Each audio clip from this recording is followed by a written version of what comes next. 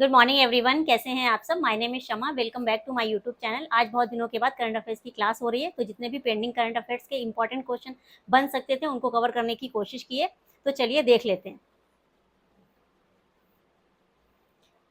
पहला क्वेश्चन, 13 अक्टूबर को क्या हुआ है। इकोनॉमिक्स के जितने भी नोबेल प्राइज के विनर थे उनका अनाउंसमेंट हो गया है, और ये मिला है 3 को। किसको? 2025 का अर्थशास्त्र का नोबेल पुरस्कार किन व्यक्तियों को संयुक्त रूप से प्रदान किया गया। तो 3 व्यक्तियों को संयुक्त रूप से प्रदान किया गया, उनके नाम क्या हैं? तो इसमें सबसे पहले हैं जोएल मोकिर, नेक्स्ट है फिलिप अगियन और हैं पीटर हॉविट। इन तीनों को संयुक्त रूप से मिला है नोबेल का प्राइज इनको मिला है, नोबेल प्राइज इकोनॉमिक्स का। तो ये जो इकोनॉमिक्स का नोबेल प्राइज इनको मिला है, इसकी शुरुआत हुई थी 1968 में, लेकिन जो पहला दिया गया था वो दिया गया था 1969 में। इसके अलावा जोएल मोकिर हैं, फिलिप अगियन है और पीटर हॉविट हैं। यहाँ पर ये बात भी ध्यान रखनी है कि जो डेरोन एसमोग्लो, साइमन जॉनसन और जेम्स रॉबिन्सन, इनको 2024 में मिला था। 2024 का इकोनॉमिक्स का, अर्थशास्त्र का जो नोबेल प्राइज मिला था वो इन तीनों को मिला था, और 2025 का किसको मिला है? जोएल मोकिर को, फिलिप अगियन को और पीटर हॉकिर को। तो ये पुरस्कार किसके लिए मिला है? इनोवेशन ड्रिवन इकोनॉमिक ग्रोथ के लिए उनको मिला है। ग्रोथ की अवधारणा को समझाने के लिए यह पुरस्कार प्रदान किया गया है, और पिछले साल इन तीनों को मिला था, डेरोन एसमोग्लो और साइमन जॉनसन और James Robinson. Joel Mokyr America की नॉर्थ वेस्टर्न यूनिवर्सिटी से जुड़े हैं। ये जो जोएल मोकिर हैं, ये कहाँ से जुड़े हैं? अमेरिका की नॉर्थ वेस्टर्न यूनिवर्सिटी से जुड़े हैं। और जो फिलिप अगियन है वो फ्रांस के कॉलेज डी फ्रांस इंस्टीट्यूट तथा ब्रिटेन के London school of economics and political science से ताल्लुक रखते हैं। नेक्स्ट कौन है? पीटर हॉविट। ये कहाँ के हैं? ये अमेरिका की ब्राउन यूनिवर्सिटी से संबंध रखते हैं। चलिए नेक्स्ट देख लेते हैं। हाल ही में भारत का पहला सेमीकंडक्टर नवाचार संग्रहालय, सेमीकंडक्टर इनोवेशन म्यूजियम किस शहर में स्थापित किया गया है? तो कहाँ स्थापित किया गया है? ये स्थापित किया गया है हैदराबाद में। क्या है ये? सेमीकंडक्टर नवाचार इनोग्रेशन। तो हैदराबाद में टेक्नोलॉजी चिप इनोवेशन प्रोग्राम द्वारा किया गया है। इसका उद्घाटन कब? 12 अक्टूबर को। और भारत में ये अपनी तरह का पहला, ध्यान रखिएगा पहला है तो इंपॉर्टेंट है, एग्जाम में पूछे जाने की संभावना ज्यादा है, पहला केंद्र है जिसका उद्देश्य सेमीकंडक्टर और इलेक्ट्रॉनिक्स पारिस्थितिकी तंत्र में जन सहभागिता और उद्योग सहयोग को बढ़ावा देना है। तो इसका उद्घाटन कहाँ किया गया है? हैदराबाद में किया गया है क्या? ये सेमीकंडक्टर इनोवेशन म्यूजियम है। तो ये अपनी तरह का पहला म्यूजियम है, और उद्घाटन कहाँ किया गया है? 12 अक्टूबर को हैदराबाद। नेक्स्ट क्वेश्चन क्या है? भारत किस सैन्य निकाय के अंतर्गत UNTCC chief conclave United Nation troop contributing countries की मेजबानी करेगा? तो किस सैन्य निकाय के माध्यम से? भारतीय सेना। भारतीय सेना के अंतर्गत UNTCC chief conclave United Nations troop contributing countries की मेजबानी करेगा। तो संयुक्त राष्ट्र शांति मिशनों में सैनिकों का योगदान देने वाले देशों यूएनटीसीसी के प्रमुख के सम्मेलन का भारत 14 से 16 अक्टूबर यानी कि कल तक चलेगा, मेजबानी करेगा। और इस सम्मेलन में रक्षा मंत्री राजनाथ सिंह, विदेश मंत्री एस जयशंकर और शांति अभियानों के लिए अवर महासचिव USG DPO Jean Pierre Lacroix भाग लेंगे। ये महत्वपूर्ण 3 दिवसीय कार्यक्रम 32 देशों के सैन्य तैनात नेताओं को एक मंच पर लाता है, जो संयुक्त राष्ट्र के शांति स्थापना अभियानों में अहम भूमिका निभाते हैं। सम्मेलन का जो मेन पर्पस है वो क्या है? संचालन संबंधी चुनौतियों पर चर्चा करना, सहयोग बढ़ाना और वैश्विक शांति अभियानों में सामूहिक समझ और समन्वय को प्रोत्साहित करना। नेक्स्ट क्वेश्चन क्या है? 70वें फिल्म फेयर अवार्ड्स 2025 का आयोजन किस स्थान पर किया गया? इनका अनाउंसमेंट तो पहले ही हो गया था, लेकिन अभी ये डिस्ट्रीब्यूट किए गए। तो पूछा क्या जा रहा है कि जो 70वें फिल्म फेयर अवार्ड 2025 बांटे गए, वहां वो किस स्थान पर उसका जो सम्मेलन था या फिर जो समारोह था वो कहाँ आयोजित किया गया? तो कहाँ आयोजित किया गया? अहमदाबाद, गुजरात में इसका आयोजन हुआ। अब यहाँ पर जो लापता लेडीज मूवी है उसको सबसे ज्यादा लगभग 13 अवार्ड मिले हैं इसको। तो सर्वश्रेष्ठ फिल्म का अवार्ड किसको मिला है? लापता लेडीज को मिला है। सर्वश्रेष्ठ निर्देशक किरण राव किस मूवी के लिए? लापता लेडीज के लिए। सर्वश्रेष्ठ अभिनेता जो मेन कैरेक्टर में देखा जाए मेल को, तो क्या है? अभिषेक बच्चन और कार्तिक आर्यन को। अभिषेक बच्चन की है I want to talk movie, और कार्तिक आर्यन की मूवी है चंदू चैंपियन, उसके लिए। सर्वश्रेष्ठ अभिनेत्री में किसको मिला है? आलिया भट्ट को, उनकी मूवी जिगरा के लिए। अब अगर क्रिटिक्स चॉइस देखें तो सर्वश्रेष्ठ अभिनेता कौन होंगे, मेल में राजकुमार राव श्रीकांत के लिए, और क्रिटिक्स चॉइस में अगर देखें सर्वश्रेष्ठ अभिनेत्री तो कौन होंगी महिला में, प्रतिभा रंता लापता लेडीज के लिए। और समीक्षकों का सर्वश्रेष्ठ फिल्म पुरस्कार सुजीत सरकार को आई वांट टू टॉक के लिए। सर्वश्रेष्ठ सहायक सपोर्टिंग अभिनेता फीमेल रवि किशन, कौन, लापता लेडीज। सर्वश्रेष्ठ सपोर्टिंग अभिनेत्री महिला कौन, छाया कदम, किसके लिए, लापता लेडीज के लिए। नवोदित मतलब जिन्होंने पहली ही मूवी बनाई है, जिन्होंने डिबट किया है, तो उनको क्या, पुरुष में अगर देखा जाए तो लक्ष्य को मिला है किल के लिए, और नवोदित में जो नई अभिनेत्री है महिला में वो कौन है, नितांशी गोयल, उनकी पहली मूवी है ये लापता लेडीज। और सर्वश्रेष्ठ पटकथा के लिए स्नेहा देसाई को, ये भी लापता लेडीज के लिए। संवाद ये भी लापता लेडीज को, और संगीत एल्बम राम संपत लापता लेडीज को। इसके अलावा सर्वश्रेष्ठ गीत प्रशांत पांडे को लापता लेडीज के लिए। सर्वश्रेष्ठ पार्श्व गायक फीमेल में कौन, मेल में कौन, अरिजीत सिंह लापता लेडीज। सर्वश्रेष्ठ बैकग्राउंड स्कोर राम संपत, किसके लिए, लापता लेडीज। सर्वश्रेष्ठ परिधान किसके लिए, सदर्शन जालान को, लापता लेडीज के लिए। तो लापता लेडीज ने सबसे ज्यादा अवार्ड विन किए हैं। नेक्स्ट क्वेश्चन क्या है, अंतरराष्ट्रीय आपदा जोखिम न्यूनीकरण दिवस हर साल किस तारीख को मनाया जाता है, तो कब मनाया जाता है, 13 अक्टूबर को मनाया गया, हर साल 13 अक्टूबर को मनाया जाता है। क्या है, अंतरराष्ट्रीय आपदा जोखिम न्यूनीकरण, मतलब जो आपदा के जो जोखिम है उनको न्यून करना, मतलब कम करना। तो न्यूनीकरण दिवस कब मनाया जाता है, हर साल 13 अक्टूबर को मनाया जाता है। ये दिवस वैश्विक समुदायों में आपदा जोखिम न्यूनीकरण, क्या, डिजास्टर रिस्क रिडक्शन DRR के प्रति जागरूकता बढ़ाना, आपदाओं के प्रभाव को कम करना, इनके लिए ठोस कदम उठाने के लिए जो भी आवश्यकता होती है उनको रेखांकित करना है। और इस वर्ष की जो थीम रही है, जो इस साल की, वो क्या है, सहनशीलता को वित्त पोषित करें, आपदाओं को नहीं। क्या है ये थीम, आपदाओं के लिए नहीं बल्कि लचीलेपन के लिए धन जुटाएं, फंड रेजिलेंस नॉट डिजास्टर्स। अंतरराष्ट्रीय आपदा जोखिम न्यूनीकरण दिवस की शुरुआत 1989 में संयुक्त राष्ट्र महासभा के एक आह्वान के बाद हुई थी, जिसका उद्देश्य आपदा जोखिम जागरूकता और न्यूनीकरण की वैश्विक संस्कृति को बढ़ावा देना है। और ये दिवस हर साल कब मनाया जाता है, 13 अक्टूबर को मनाया जाता है। नेक्स्ट देख लेते हैं, हाल ही में भारत के 3 प्रमुख बंदरगाहों को हरित हाइड्रोजन हब, क्या, हरित हाइड्रोजन हब के रूप में मान्यता दी गई है। इनमें से कौन से बंदरगाह उसमें शामिल है, तो 3 ऐसे बंदरगाह हैं जिनको हरित हाइड्रोजन हब में शामिल किया गया है, उनको माना गया है। तो वो कौन से हैं, तो पहला तो है गुजरात का दीनदयाल पोर्ट, दूसरा है वीओ चिदम्बरनार पोर्ट, कौन सा, तमिलनाडु का, और नेक्स्ट है पारादीप पोर्ट ओडिशा का। तो भारत ने, राइट आंसर क्या हो जाएगा इसका, ए। भारत ने भविष्य सज्जित हरित ऊर्जा पारिस्थितिकी तंत्र के निर्माण की दिशा में महत्वपूर्ण कदम बढ़ाया है। नवीन और नवीकरणीय ऊर्जा मंत्रालय ने राष्ट्रीय ग्रीन हाइड्रोजन मिशन के तहत 3 प्रमुख बंदरगाहों को ग्रीन हाइड्रोजन हब के रूप में औपचारिक रूप से मान्यता दी है। और ये कौन कौन से हैं, दीनदयाल पोर्ट है, बीओ चिदम्बरनार पोर्ट है, पारादीप पोर्ट ओडिशा में। इससे क्या होगा कि भारत की साफ सुथरी ऊर्जा संक्रमण 2070 तक का जो नेट जीरो उत्सर्जन लक्ष्य है, उस दिशा में ये एक महत्वपूर्ण कदम है। नेक्स्ट क्वेश्चन क्या है, केंद्रीय आयुर्वेदिक विज्ञान अनुसंधान परिषद ने मंथन 2024-2025 क्यों आयोजित किया, क्या है, केंद्रीय आयुर्वेदिक विज्ञान अनुसंधान परिषद ने मंथन 2025 क्यों आयोजित किया, तो क्यों आयोजित किया, अनुसंधान और प्रशासनिक योजना को मजबूत करने के लिए यह मंथन 2025 आयोजित किया गया। तो केंद्रीय आयुर्वेदिक विज्ञान अनुसंधान परिषद CCRAS अनुसंधान और प्रशासनिक योजना को मजबूत करने के लिए मंथन 2025 का आयोजन कर रहा है। CCRAS द्वारा आयोजित मंथन 2025 आयुर्वेद में रणनीतिक अनुसंधान सहयोग और साक्ष्य आधारित विकास पर केंद्रित है। नेक्स्ट क्वेश्चन है, विश्व मानक दिवस कब मनाया जाता है, तो कब मनाया जाता है, ये कल मनाया गया 14 अक्टूबर को ये मनाया जाता है हर साल।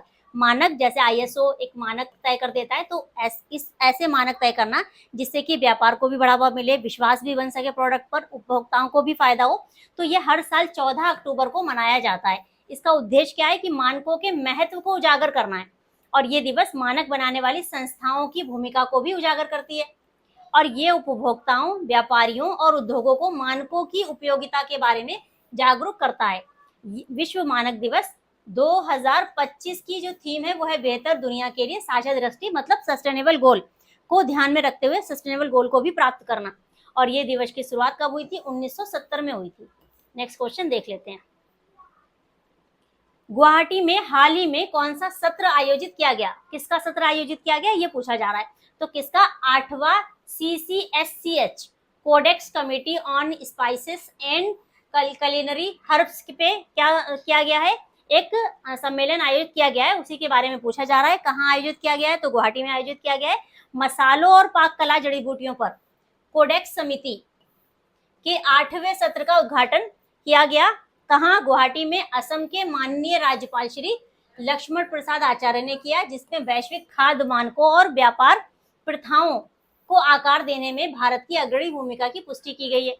और ये सत्र की मेजबानी भारत सरकार द्वारा की जा रही है, जिसमें भारतीय मसाला बोर्ड कोडेक्स एलिमेंट्रियस आयोग के अंतर्गत सचिवालय के रूप में कार्य कर रहा है। और ये आयोग खाद्य एवं कृषि संगठन AFO और विश्व स्वास्थ्य संगठन का एक संयुक्त अंतर सरकारी निकाय है, जो अंतरराष्ट्रीय व्यापार में खाद्य सुरक्षा, गुणवत्ता और निष्पक्ष प्रथाओं को बढ़ावा देता है।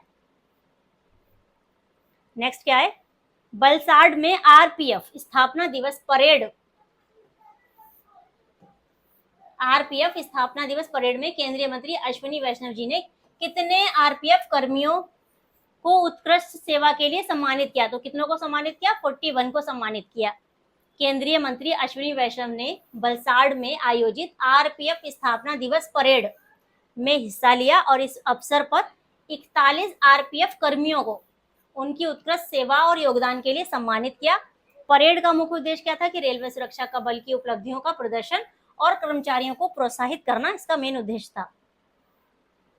नेक्स्ट क्वेश्चन, कैस्ट्रोल इंडिया के वर्तमान प्रबंध निदेशक केदार लेले ने इस्तीफे की घोषणा की है। तो वो अपना इस्तीफा कब देने की घोषणा की है? तो कब देंगे? वो इसी साल के एंड में देंगे, 31 दिसंबर को। और उनके बाद कौन आएगा वो देंगे, लेकिन अभी परमानेंट नहीं, कोई अंतरिम निदेशक की नियुक्ति की ऐलान हो गया है। उनका नाम है सौगाता बसु राय। क्या होगा? कंपनी के वर्तमान जो है प्रबंध निदेशक मैनेजिंग डायरेक्टर केदार लेले ने दिसंबर 2025 के अंत तक पद छोड़ देंगे और वो अपने नए अफसरों की तलाश करेंगे। उनके स्थान पर कौन? सौगाता बसु राय ने जनवरी 2026 से अंतरिम मुख्य कार्यकारी अधिकारी नियुक्त किया गया है और वे अपने वर्तमान पद पूर्णकालिक निदेशक एवं B2C बिक्री प्रमुख के रूप में काम करते रहेंगे। अभी वो क्या है? पूर्णकालिक निदेशक और B2C बिक्री प्रमुख है, और अब वो क्या होंगे? अंतरिम मुख्य कार्यकारी अधिकारी भी बन जाएंगे। कब से? जनवरी से। भारत का पहला ऐसा चिड़ियाघर कौन सा होगा जो पूरी तरह से सौर ऊर्जा पर चलेगा? तो कौन सा होगा? कर्नाटका का होगा। कर्नाटका का होगा चिड़ियाघर बैनरघट्टा जैविक उद्यान में, बैनरघट्टा बायोलॉजिकल पार्क बेंगलुरु में। एक खास उपलब्धि हासिल होने वाली है। ये भारत का पहला ऐसा चिड़ियाघर बनने जा रहा है जो पूरी तरह से सौर ऊर्जा पर चलेगा। इसका मतलब ये है कि वहां पर जो पार्क में जो भी बिजली आएगी या जो भी फैन चलेंगे वो सारे किससे? सौर ऊर्जा से ही चलेंगे। तो सौर ऊर्जा एक ऐसी ऊर्जा है जो सूरज से मिलती है और ये प्रदूषण नहीं फैलाती है, हमेशा उपलब्ध रहती है। और इस पार्क का सौर ऊर्जा का इस्तेमाल करके जानवरों के बाड़ों को रोशन किया जाएगा, पंखे चलाए जाएंगे और अन्य सभी बिजली की जरूरतें जितनी भी होगी वो इसी से पूरी की जाएंगी। तो स्वच्छ ऊर्जा की ओर ये एक महत्वपूर्ण कदम माना जा रहा है। नेक्स्ट क्या है? ताइवान ने चीन के खतरे का मुकाबला करने के लिए कौन सा एयर डिफेंस सिस्टम पेश किया है? कौन सा एयर डिफेंस सिस्टम पेश किया है? तो टी-डोम। क्या नाम है इसका? टी-डोम। ताइवान ने हाल ही में टी-डोम एयर डिफेंस सिस्टम का अनावरण किया। ये सिस्टम हवा से आने वाले हमलों और मिसाइल खतरे को रोकने के लिए विकसित किया गया है। टी-डोम का उद्देश्य चीन की संभावित सैन्य धमकियों के खिलाफ ताइवान की सुरक्षा बढ़ाना है। इससे अत्याधुनिक राडार और मिसाइल इंटरसेप्शन तकनीक से लैस किया जाएगा। किससे लैस किया जाएगा? मिसाइल इंटरसेप्शन तकनीक से लैस किया जाएगा। नेक्स्ट क्वेश्चन देख लेते हैं। नेक्स्ट क्वेश्चन है, अरुणोदय 3.0 योजना किस राज्य की सरकार द्वारा शुरू की गई है और इसका उद्देश्य क्या है? क्या पूछा जा रहा है? योजना के बारे में भी पूछा जा रहा है और ये भी पूछा जा रहा है कि इसका उद्देश्य क्या है। योजना है कौन से स्टेट की? तो ये है असम स्टेट की। इसका मुख्य उद्देश्य क्या है? आर्थिक रूप से कमजोर परिवारों की महिला मुखियाओं को सशक्त बनाना है। तो महिलाओं से रिलेटेड है ये योजना। कौन से स्टेट की है? ये असम स्टेट की है। क्या नाम है इसका? अरुणोदय 3.0 असम सरकार की वित्तीय सहायता योजना है। इसका उद्देश्य क्या है? आर्थिक रूप से कमजोर परिवारों की महिला मुखिया को, जो भी महिला मुखियाएं होंगी उनको आर्थिक और सामाजिक रूप से सशक्त बनाना है। इस योजना के तहत महिला मुखियाओं को प्रत्यक्ष नगद सहायता दी जाएगी, कौशल विकास किया जाएगा उनका, और वित्तीय समावेशन के अवसर प्रदान किए जाएंगे। और ये पहल क्या करेगी? ये पहल महिला सशक्तिकरण और गरीबी उन्मूलन की दिशा में एक महत्वपूर्ण कदम है। नेक्स्ट क्वेश्चन है, हाल ही में राजस्थान की शुष्क रेगिस्तानी भूमि में किस फसल, क्या पूछा जा रहा है कि राजस्थान की शुष्क रेगिस्तानी भूमि में किस फसल की सफलतापूर्वक खेती एक नई मरुस्थलीय मृदा निर्माण तकनीक का उपयोग करके की गई है। तो कौन से फसल की, तो फसल का नाम पूछा जा रहा है। फसल क्या होगी? गेहूं की खेती की गई है। तो कौन सी तकनीक का यूज करके? मरुस्थलीय मृदा निर्माण तकनीक का यूज करके। कहाँ? राजस्थान की शुष्क रेगिस्तानी भूमि में। ऐसा होता है कि रेगिस्तानी भूमि में ये गेहूं का जो उपजाऊ भूमि नहीं होती है, जिस वजह से गेहूं का उत्पादन नहीं हो पाता है। लेकिन अभी तकनीक, नई कौन सी तकनीक यूज की गई है? मरुस्थलीय मृदा निर्माण तकनीक का इस्तेमाल करके राजस्थान में गेहूं की खेती की गई है। तो ये गेहूं की फसल है, ये ध्यान रखिएगा। क्या है? पहली बार पश्चिमी राजस्थान की शुष्क रेगिस्तानी भूमि में एक नवीन मरुस्थलीय मृदा निर्माण तकनीक का उपयोग करके गेहूं की सफलतापूर्वक खेती की गई है। और मरुस्थलीय मृदा निर्माण तकनीक एक जैव प्रौद्योगिकी विधि है जिसके माध्यम से गेहूं को उपजाया गया है। कहाँ? राजस्थान में। नेक्स्ट देख लेते हैं, दुनिया का पहला लाइव अंडर वाटर इंटरव्यू, एक अंडर वाटर इंटरव्यू हुआ है तो अक्टूबर 2025 इसी मंथ में। तो किसने दिया है? ये किसने दिया था, ये पूछा जा रहा है। तो किसने दिया था? पलाऊ के राष्ट्रपति सुरंगेल वीप्स जूनियर ने ये इंटरव्यू दिया। कहाँ? Live under water interview. अब ऐसा इंटरव्यू क्यों दिया गया? तो जलवायु के प्रति या समुद्र के प्रति उसको महत्व देने के लिए या फिर उसको बचाने के लिए ऐसा किया गया। तो देख लेते हैं एक बार कि पलाऊ के राष्ट्रपति सुरंगेल वीप्स जूनियर ने दुनिया का पहला लाइव अंडर वाटर इंटरव्यू किया। ये अनोखी पहल का उद्देश्य महासागरों और जलवायु परिवर्तन के मुद्दों पर ध्यान आकर्षित करना था। मेन पर्पस क्या था इस इंटरव्यू का? कि महासागरों और जलवायु परिवर्तन के मुद्दों पर ध्यान पहुंचे दुनिया का, और जलवायु संरक्षण हो सके उससे, और समुद्री जीवन की सुरक्षा का संदेश दिया उन्होंने वैश्विक मंच पर। इसीलिए ये उन्होंने अंडर वाटर इंटरव्यू किया। अब ये राष्ट्रपति विप्स के साथ इस अंडर वाटर इंटरव्यू में कौन थे? एस्टोनियाई ओलंपिक तैराक और महासागर कार्यकर्ता, क्या नाम था इनका? मेरले लिवंड भी शामिल हुए। नेक्स्ट क्वेश्चन क्या है, भारत के राष्ट्रपति ने किस जनजातीय समुदाय की 72% से अधिक साक्षरता दर हासिल करने पर सराहना की है? तो ऐसी कौन सी जनजातीय समुदाय है जिसने 72% से अधिक साक्षरता दर हासिल कर ली है, ये पूछा जा रहा है। तो कौन सी, और जिसको राष्ट्रपति ने सराहा है, तो कौन सी है? सिद्धि है। भारत के राष्ट्रपति ने हाल ही में विशेष रूप से कमजोर जनजातीय समूह के अंतर्गत आने वाले सिद्धि जनजातीय समुदाय की 72% से अधिक साक्षरता दर हासिल करने पर उनकी सराहना की है। और ये उपलब्धि शिक्षा और सामाजिक समावेशन के क्षेत्र में भारत के लिए एक प्रेरणादायक उदाहरण है। अब सिद्धि कौन होते हैं? सिद्धि भारत में एक इंडो अफ्रीकी जनजातीय समुदाय है जो पूर्वी अफ्रीका के बंटू लोगों के वंशज माने जाते हैं। उनकी विशिष्ट जातीय और सांस्कृतिक पहचान उन्हें भारत की अन्य अनुसूचित जनजातियों से अलग बनाती है। नेक्स्ट, गूगल किस राज्य में 15 अरब डॉलर, क्या 15 अरब अमेरिकी डॉलर का निवेश कर एआई डेटा सेंटर स्थापित करेगा? क्या पूछा जा रहा है कि गूगल किस राज्य में, कौन से स्टेट में अपना 15 अरब अमेरिकी डॉलर का निवेश करके क्या करेगा? एआई डेटा सेंटर ओपन करेगा। तो कहाँ स्थापित करेगा? आंध्र प्रदेश में। भारत के डिजिटल इंफ्रास्ट्रक्चर को एक बड़ा प्रोत्साहन देते हुए गूगल ने अगले 5 सालों के लिए 15 अरब डॉलर के निवेश की घोषणा की है। इस निवेश के तहत कंपनी आंध्र प्रदेश के विशाखापट्टनम में एक विश्व स्तरीय कृत्रिम बुद्धिमत्ता एआई डेटा सेंटर कैंपस स्थापित करेगी। ये ना केवल भारत में गूगल का अब तक का सबसे बड़ा निवेश है ये, बल्कि संयुक्त राज्य अमेरिका के बाहर उसकी सबसे बड़ी एआई परियोजनाओं में से एक है। और ये कदम भारत की बढ़ती तकनीकी शक्ति और एआई सक्षम सेवाओं की वैश्विक मांग को दर्शाता है। नेक्स्ट देख लेते हैं,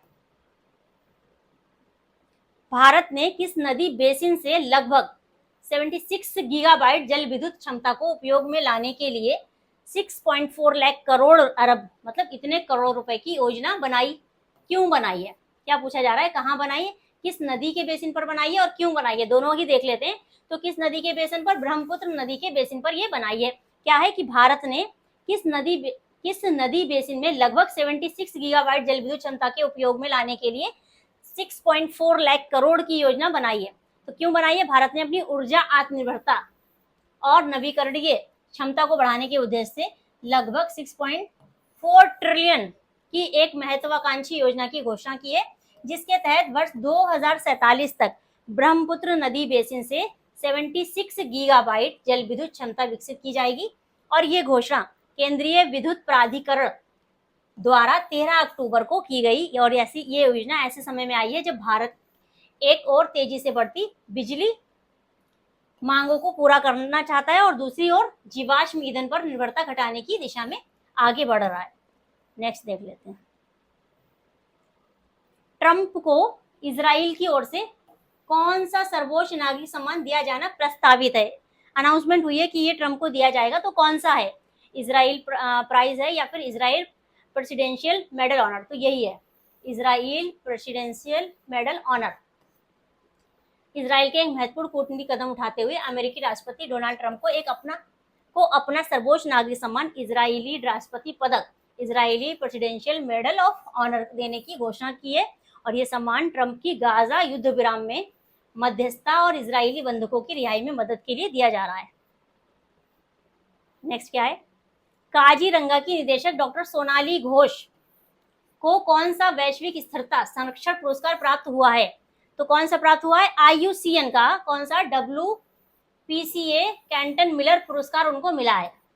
काजीरंगा राष्ट्रीय उद्यान एवं टाइगर रिजर्व की निदेशक क्या डॉक्टर सोनाली घोष को संरक्षित क्षेत्रों के सतत प्रबंधन में नवाचार के लिए प्रतिष्ठित कैंटन R मिलर अवार्ड से सम्मानित किया गया है। और यह सम्मान अंतर्राष्ट्रीय प्रकृति संरक्षण संघ IUCN की इकाई world commission on protected areas WCPA द्वारा 10 अक्टूबर 2025 को अबू धाबी में आयोजित सम्मान समारोह में प्रदान किया गया। और घोष ये सम्मान प्राप्त करने वाली पहली भारतीय महिला बन गई हैं। उन्होंने ये पुरस्कार इक्वाडोर के रोक सिमोन सेविला लारेला इनके साथ साझा किया है, मतलब उनके साथ इनको भी मिला है, के साथ साझा किया है।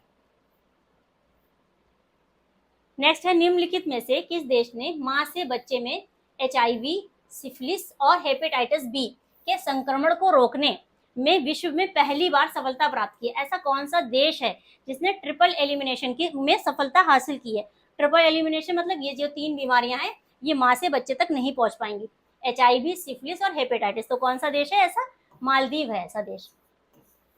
तो मालदीव दुनिया का पहला, ध्यान रखिएगा, पहला देश बन गया है जिसने माँ से बच्चे में संक्रमण के माध्यम से HIV, हेपेटाइटिस बी और सिफिलिस जैसी इन तीनों बीमारियों के ट्रिपल एलिमिनेशन का लक्ष्य प्राप्त किया है। और ये घोषणा विश्व स्वास्थ्य संगठन WHO ने अभी रिसेंटली की है, जो नवजात शिशुओं और गर्भवती महिलाओं को प्रभावित करने वाले संक्रामक रोगों के खिलाफ वैश्विक लड़ाई में एक ऐतिहासिक कदम माना जाता है। तो ये एक अचीवमेंट है मालदीव की। असम के मुख्यमंत्री हेमंत विश्वा शर्मा ने हाल ही में युवाओं को वैश्विक कैरियर अवसर प्रदान करने के लिए किस पहल की शुरुआत की है? तो कौन सी पहल शुरुआत की है? CM फ्लाइट योजना। इस पहल की शुरुआत की है कहाँ के? असम के सीएम ने। असम के सीएम ने हाल ही में राज्य के युवाओं को वैश्विक करियर अवसरों से जोड़ने के उद्देश्य से CM फ्लाइट कार्यक्रम की शुरुआत की है। ये पहल राज्य सरकार को इसकी ये प्रमुखता दर्शाती है कि असम के युवाओं को ऐसे कौशल, अवसर और अनुभव प्रदान किए जाएं जो उन्हें स्थानीय प्रतिभा से अंतर्राष्ट्रीय पेशेवर मंचों तक पहुंचाने में सक्षम बनाए। और ये इससे क्या होगा कि बेरोजगारी, ब्रेन ड्रेन और कौशल असंगति समस्याओं से निपटने की दिशा में ये एक महत्वपूर्ण प्रयास माना जा रहा है। अब इसका मेन पर्पस क्या है? युवाओं को विश्व स्तरीय प्रशिक्षण, कौशल विकास प्रदान करना, अंतर्राष्ट्रीय इंटर्नशिप और प्लेसमेंट मार्ग उपलब्ध कराना, युवाओं को वैश्विक उद्योग मानकों और नेटवर्क से जोड़ना, ये इसके मेन पर्पस है। भारत ने मंगोलिया के नागरिकों के लिए कौन सी नई सुविधा की घोषणा की है?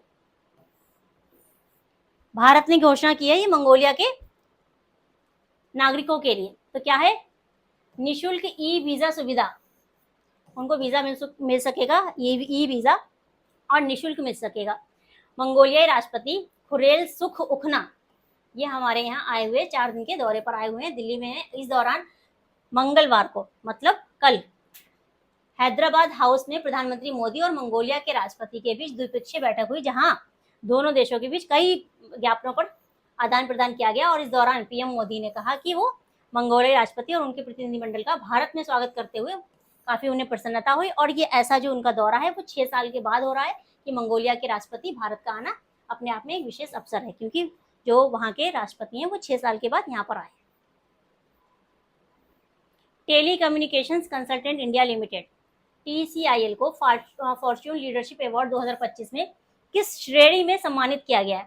तो ये जो फॉर्च्यून लीडरशिप अवार्ड्स में जो TCIL telecommunication consultant India limited company है, उसको HR में मानव संसाधन उत्कृष्टता पुरस्कार मिला है। इसको राइट आंसर क्या है? बी है। दूरसंचार विभाग के अंतर्गत एक मिनी रत्न अनुसूची ए सार्वजनिक क्षेत्र के उपक्रम telecommunications consultant India limited को 11 अक्टूबर को दिल्ली के रेडिसन ब्लू प्लाजा में आयोजित फॉर्च्यून लीडरशिप अवार्ड 2025 में मानव संसाधन उत्कृष्टता पुरस्कार से सम्मानित किया गया है। और ये पुरस्कार TCIL की अनुकरणीय मानव संसाधन कार्यप्रणालियों, कर्मचारी विकास, नवाचार और समावेशिता की दिशा में किए गए उत्कृष्ट कार्यों को सम्मानित करना था। भारत ने किस तारीख से अमेरिका के लिए अंतर्राष्ट्रीय डाक सेवाओं को फिर से शुरू करने की घोषणा की है? तो कब से? आज से 15 अक्टूबर से भारत सरकार ने संचार मंत्रालय के डाक विभाग को ये घोषणा करते हुए प्रसन्नता हो रही है। कहा कि संयुक्त राज्य अमेरिका के लिए सभी श्रेणियों की अंतर्राष्ट्रीय डाक सेवाएं फिर से शुरू हो जाएंगी। नेक्स्ट क्या है? रक्षा मंत्री ने हाल ही में कौन सी पुस्तक का विमोचन किया? कौन सी पुस्तक है? Ready, relevant and resurgent second, shaping A future ready course, ये किताब का नाम है। इसका विमोचन किसने किया? रक्षा मंत्री ने किया। रक्षा मंत्री कौन है? राजनाथ सिंह जी हैं। 14 अक्टूबर कल किया उन्होंने। Chief of defence staff general Anil Chauhan द्वारा। किसने लिखी है? ये अनिल चौहान द्वारा लिखित एक पुस्तक है जिसका नाम है ready, relevant and resurgent second, shaping A future ready force का विमोचन किया। ये पुस्तक भारतीय सशस्त्र बलों को भविष्य के लिए तैयार करने के लिए व्यापक और भविष्य अनुमुख रूपरेखा प्रस्तुत करती है। ये पुस्तक युद्ध की बदलती प्रकृति और उसका प्रकृति का गहन विश्लेषण करती है और युद्ध का विकास परक अवलोकन प्रस्तुत करती है। साथ ही साइबर स्पेस, अंतरिक्ष सक्षम संचालन और संज्ञानात्मक युद्ध जैसे उभरते क्षेत्रों और भारतीय सशस्त्र बलों के लिए उनकी बढ़ती प्रासंगिकता पर ध्यान केंद्रित करती है। लेखक कौन है? अनिल चौहान जी हैं, जनरल अनिल चौहान। और विषय क्या है? भारतीय सशस्त्र बलों का भविष्य के लिए तैयार होने का रूपांतरण, ये इसका सब्जेक्ट है। नेक्स्ट क्वेश्चन है, भारत और कोरिया की नौसेनाओं के बीच द्विपक्षीय समुद्री अभ्यास का कौन सा संस्करण हाल ही में आरंभ हुआ? तो कौन सा संस्करण हुआ? पहला। राइट आंसर क्या हो जाएगा? ए हो जाएगा। तो भारत कोरिया की नौसेनाओं के बीच द्विपक्षीय समुद्री अभ्यास का प्रथम संस्करण आरंभ हुआ। भारतीय नौसेना का युद्धपोत सह्याद्री दक्षिणी चीन सागर और हिंद प्रशांत क्षेत्र में चल रही अपनी परिचालन तैनाती के तहत 13 अक्टूबर 2025 को दक्षिण कोरिया के बुसान नौसैनिक अड्डे पर पहुंचा। सह्याद्री वहां भारतीय नौसेना और कोरिया गणराज्य की नौसेना के बीच आयोजित पहले द्विपक्षीय समुद्री अभ्यास में भाग लेगा। तो इसी के साथ आज की क्लास को यहीं पे क्लोज करते हैं। आने वाली क्लास के लिए जुड़े रहिए। Thank you so much.